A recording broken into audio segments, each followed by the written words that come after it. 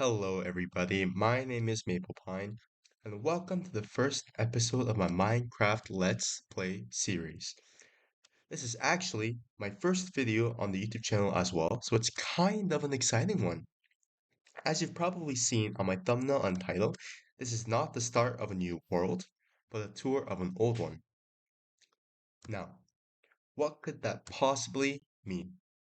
It means that instead of starting a new Minecraft world for this YouTube channel, I will be continuing a world I've been playing on for a few years now. You may also be wondering why I'm up against such an ugly dirt wall.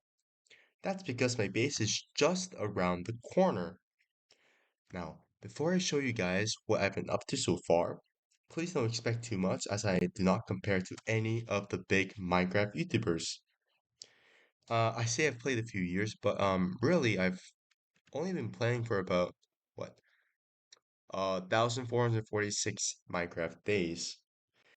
So with that in mind, let's actually start the world tour. And we start by going up these stairs and seeing that we enter the area I've been working on for a long while. Um, put on my gear. Now that I've put my gear back on, I don't really have a starter base to show off because really when I started this world, I started with a double chest in this area, maybe like 10 double chests if I remember correctly. I had a bed, exactly three furnaces, enchantment table set up. So yeah, it was really rough at the beginning. But although there really isn't anything left of evidence here, but if we go down this ominous trapdoor on the ground, we see that we actually go into a staircase which actually used to lead up to the ground before I covered it up. And if we go down here, yes, at the bottom of the staircase, we can actually find a few early game things. This is I think my first farm, skeleton spawner farm. Of course, this is where I used to organize my stuff, bones, arrows, bows, and such.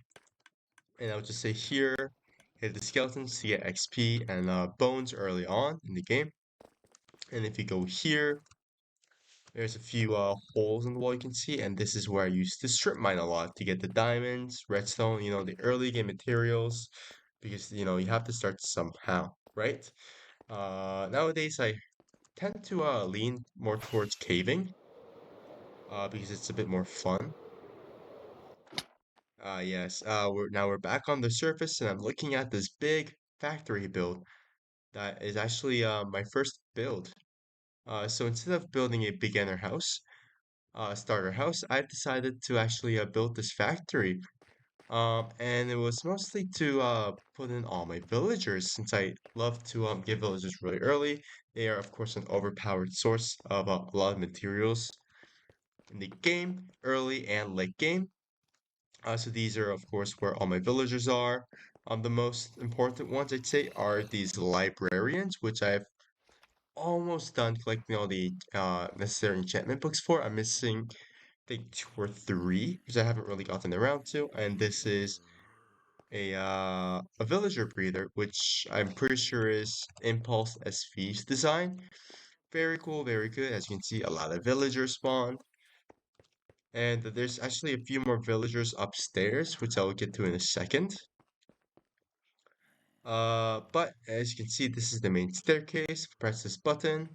These stairs go down, and there's actually room behind these stairs, which to be 100% honest with you guys, I forgot existed. Um, I will someday be building something here, but I really have no idea what. So if you go up to the second floor, we actually see a super smelter. Not too efficient. There's a few things wrong with this. But it served me pretty well early on, and I still use it from time to time nowadays to smelt glass and terracotta and such. But I am planning on building a better super smelter in the future. And here, small enchantment setup. I don't really use it often, so it's just here. But someday I will get to making a new one. And here we start getting to the interesting parts, to the farms actually. This is where my flower farm is. Very simple. Toggle this. Uh, Bone meal is the tall grass. Tall grass goes into here because mud block is not a full block. A hopper is able to collect it. And here, do this, and it generates flowers on its own. After this flower farm, if we turn to the right, see a hallway leading over here. We also see a few more villagers. These are, I'd say, these more important villagers other than the librarians. These are all the clerics, and I mostly use them for the redstone trade. And these guys are my emerald makers with the pumpkin and melon traits that I use very, very often. And after that, we move up these stairs. If you go up here, small, quaint little bedroom I've made for myself. Uh, Very cool, very cool. Nothing too important, but more importantly, if I press this button, secret door opens up. We go back here to see a wool farm. You can't really see the colors now because they're all shaved, but I do have sheep for every wool color, multiple, in fact. And this, if I put shears into here, a hopper minecart will come here to collect it, and it'll slowly distribute shears into the disp empty dispensers if there are any. And the very cool thing about this farm is actually I can actually turn it off, turn the lights off so that the grass doesn't grow, so that this farm is deactivated if I don't need it, which is a very, very cool small detail, I think. And if we actually leave this and we go over here, we can kind of see a few more sheep, very, very cool. But this is a small passageway that leads out into the main staircase actually that I showed you guys earlier. Over here. Yes, and these ladders will lead us back down to the bottom. Very, very, very cool. Now, that's not really all, because if we go over here again, there is another important room here that is filled of small niche farms that are mostly very manual. This is a mud converter, push your own mangoes design. If I put mud block, if I put their block here, converts to mud, break it, gets collected here, put into this chest. Very, very cool. And over here, a dripstone farm. Collects dripstone very, very painfully slowly, but it works. This is, of course, a kind of like a wheat or carrot, whatever farm. I just place things here and it'll automatically bone meal them. Very, very cool. This is a chicken farm. This is a small little manual cocoa bean farm. This is this is a cocoa bee farm, manual. I have to place them manually, and these will bone meal them for me. This is an automatic chicken farm for feathers and such. Very, very cool. Snow farm. Very cool. And if you go upstairs here, there's two glowberry modules. Very slow, very painful, but it does get the job done for a few glowberries if I ever need them. And we can actually take these stairs downstairs to go to the garage where there's nothing much happening at the moment, but there is a big truck that I built here, which looks very cool from the front actually. And if you go up these stairs, we go back to the bedroom I showed you guys earlier on.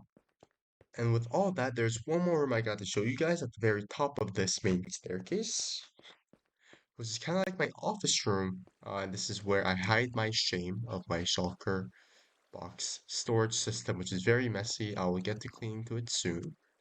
But this is my office chair, somewhere I sit pretty often to just AFK farms. And over here, a small treasure room. Um, yes, I don't know if you guys can tell, but I happen to really treasure dragon heads. There's dragon egg, a few diamond blocks. I actually have a few more in my ender chest, but I had to put them away because I gotta be humble, not show off my wealth too much. This door just leads to the back where I can actually access a few things. This guy's kind of annoying, isn't he?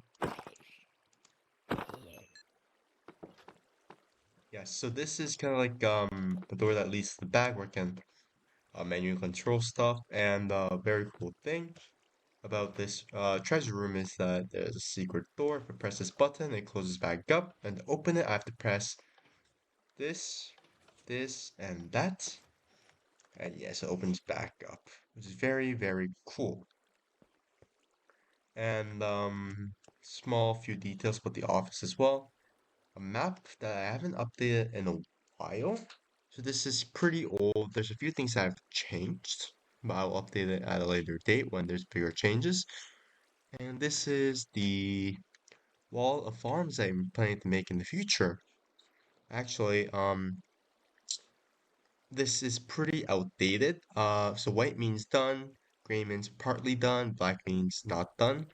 But this is pretty outdated as I've completed a piglin farm, gold farm, a cobblestone farm, basalt farm, which I get through too soon. So I'll have to update this at a point in the future. But that's about it for the factory build. There's really nothing inside other than this iron farm in the ceiling, which produces a fair bit of iron.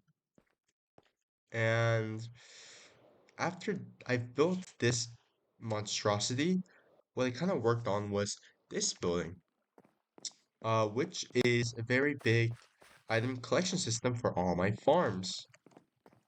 Yes, and very prominent feature of this is this water canal that goes through the middle of my base. And as you can see, on the other side of the factory, there's a bunch of townhouses, which is very, very cool. And in these townhouses are respective farms. Here, I will someday make a cactus farm, which is not completed, uh, might not never ever be completed because I don't really use green dye that often. And in this building, there is a pumpkin and melon farm, as well as a beef farm, which I've actually just finished recently, since wanted to change something to make it not make individual honey bottles, but make the honey blocks by themselves without my intervention, which is very, very cool. Yes, and unlike most honey farms, it's self-sufficient. I don't have to do anything to get my honey blocks. I also don't have to refill these bottles because this thing will do it by itself, which is very, very cool. And there's what's happening in these few townhouses. And in these last two, if you walk in here, if I remember correctly, it's a moss farm, which uh, generates moss. If I click here, yep, yep, generates all the moss, gets collected, makes its own bone meal actually, which is very, very cool. So it's very self-sufficient. And that's about it for the townhouses. And I hope to continue making more houses in this area to make it a bit more like a little town. And yeah, as you can see here, there's fewer monstrosities that I hope to someday cover up in buildings as I did on this side. But very quickly, this is a tree farm that works for spruce, birch, and oak. Very, very nice. This is a basalt farm. This is a small cobblestone farm. And over here is an iron farm that I've made recently because I had a very, very big use of a lot of iron. And I would just kind of just AFK in this little dark little box because um that's where the rates happen to be the best. And now if we fly over here to the item collection system, we can see all the items that I'm able to farm. So melons, pumpkins, sugarcanes, iron, poppies, and cobblestone. That's the first floor. And if we go to the bottom of the second floor, it's all the variants of wool. Very, very nice. And at the very top floor, it's honey, woods, three types of woods, moss, and honeycomb. Yes, yes, very, very simple. And if you guys are kind of curious, it's just, item sorter modules. Nothing too bad, nothing too serious. Well, that's about it for this main overworld area.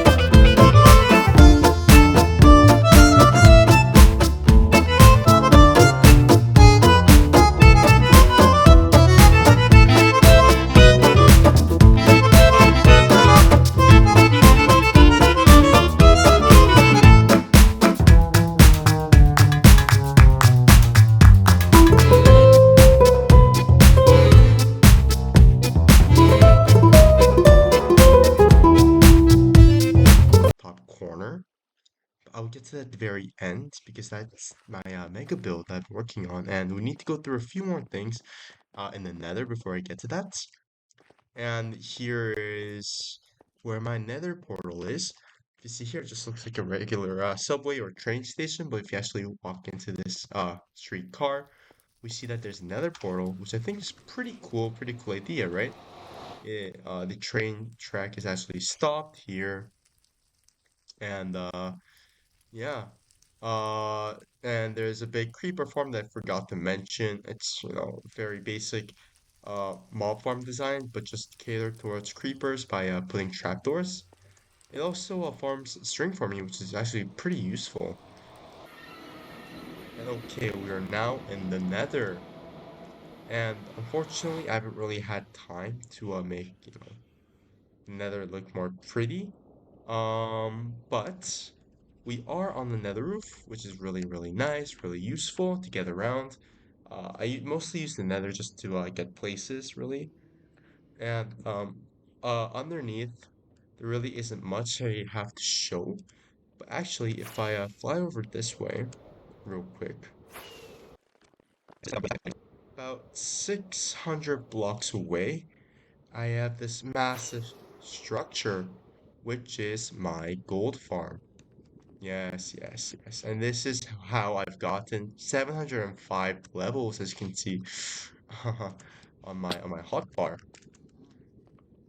Very, very nice. Converts the gold into nuggets by itself. Sorry, converts the gold nuggets into bars by itself. And I have a few levers here, which activates. This one activates the gold farm.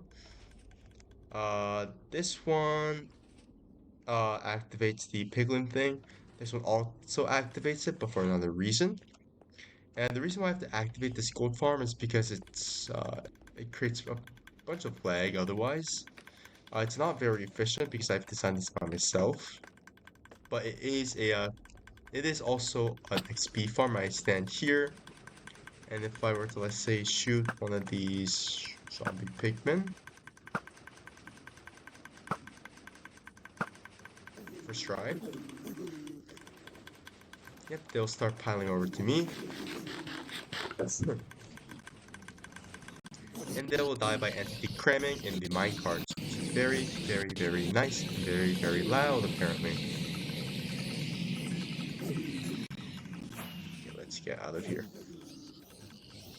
Good, good, good. And now they're oinking all around me, which is very, very, very fun. Okay, and down here, as you can see, the piglin traits are kind of bounced into the middle. They bounce up, up, and all the way up. They slide down into these collection modules. And over here is a very recent project, a very recent farm, which is actually just a frog-like farm. So there's frogs down there. Um, I think they're named. They might not be. I don't remember. But basically, the magma cubes spawn in these areas, and then the iron golem kill them for me. And then the frog lights are they are collected in these systems here along with magma cream. And yeah, so that's basically all there is on the nether roof. But there's actually one more project underneath, which took me a very, very long time to get going to finish because I have actually another fortress down here, and as you can see, I've slabbed up a lot, and the spawn rate's actually pretty good here. Go here, and if I just have my looting sword, I'll just stand here, swipe at these guys to collect wither skulls, as well as coal and bones, which are really useful to have around. And the rates are very quick, very fast, way better than my skeleton farm, so that's why that's redundant. And this is why I had to collect the wither roses, as I mentioned earlier. And of course, these are all sorted into the respective places they have to go. There we go. And so yeah, that's about all there is to the things I've been working on so far. And now we're back at the main base, and I only have one more thing to show you guys, which is the mega build I've been working on for a very long time. And it's very big. I don't really know how to introduce it, so I'm just gonna show you guys. So if you fly up here, there's this gigantic building in the sky because it didn't fit scale-wise to everything else I have going on. Which is great. Oof, the leg is really bad here because of all the hoppers. But basically, this is where I'm planning on sorting all of the items in Minecraft. Very big project, very time consuming. This is why I needed to build another iron golem farm because I needed so many hoppers. But so far the progress has been pretty good. Let me just show you guys around. It's very bare bones at the moment, but this is something I've learned actually from Etho. This is my own design, but I've kind of been inspired by Etho's thing. For example, if I were to press on this, it'll start spinning up fireworks, and I get to collect them, how many I want. If I want just 5, I can just, time it so I get a certain number, and if there are any excess overflow, this hopper will just collect it and I'll put it back into the system. And over here, something else that is also inspired by Etho. And basically what I do is I would put a shulker box in this middle spot, and I would eventually fill these hoppers up with items and um shulker boxes. For example, my redstone box will automatically be filled up, which is very nice. But more importantly, how the main source system works is by this big hole in front of this stone statue. Basically, what I meant to do is, for example, if I had shulker box, let's say full of these 2 items, right? Just as a demo. If I were to just throw the shulker box into this hole without jumping in, it will actually be collected by hoppers underneath these carpets, and the shulker box will be emptied, and the items will be sent into the system through these water elevators, and hopefully, yep, the shulker box is returned here empty, and this is a chest for if I want to just put in the items manually without using a shulker box.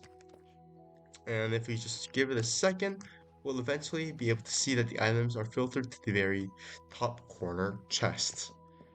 Yes, and just take this staircase so we can fly up. I've made it accessible both ways, which is very nice. As you can see, I left the hallways open so I can just fly in wherever I want. Yeah, and as you can see, the items are flowing in, and because these item sorters haven't been set yet, all the items, yep, are hopefully all here, which is very perfect. And so yes, um, thankfully I've gotten all of the item sorter modules in. I just have to put the items in for it to actually start being sorted. which is a very monumental task of its own because I am planning on collecting every single item.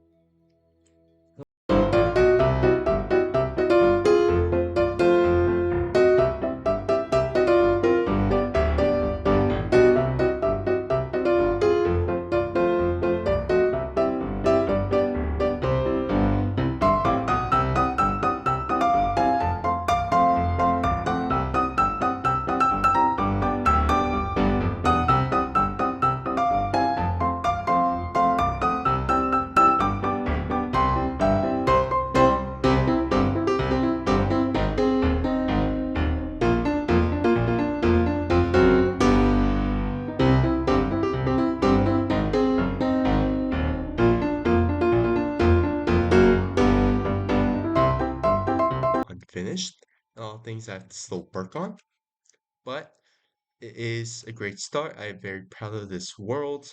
It might not be much. It really doesn't look like much, but it's something I've been working on for a very long while. And I'm happy that you guys are here to join me on this journey. Thank you so much for watching, and I'll see you in the next one. Bye bye.